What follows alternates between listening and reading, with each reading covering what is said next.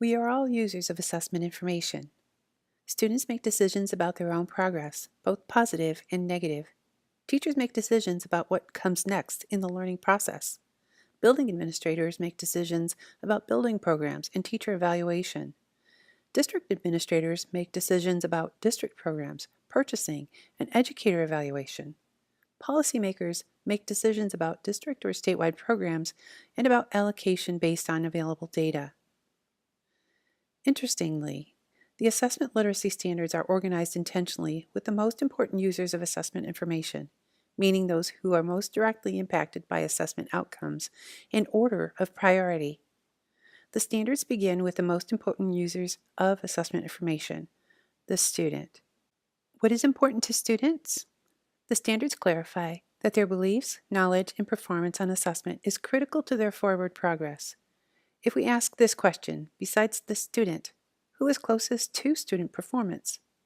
Is it state legislators, teachers, principals, or curriculum directors? Assessment performance is most reflective of what students learn in the classroom. Therefore, our response would be that the teacher is closest to student performance. How do we ensure that the classroom teacher has what they need to successfully implement a balanced assessment system in their classroom and use appropriate assessment practices that guarantee successful outcomes for all students? These are important questions to consider, and as previously mentioned, the assessment literacy standards were developed in order of priority as we consider what needs to be done to implement a credentialing system.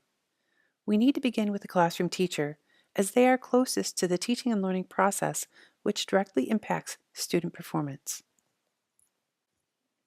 We have interacted with all the stakeholders of assessment information: the student, the teacher, the building administrator, the district administrator, and the policymaker at the local and state levels.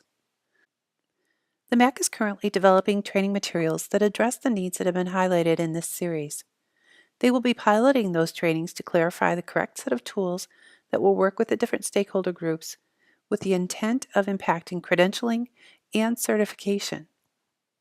As we conclude, let's visit our guiding question once more.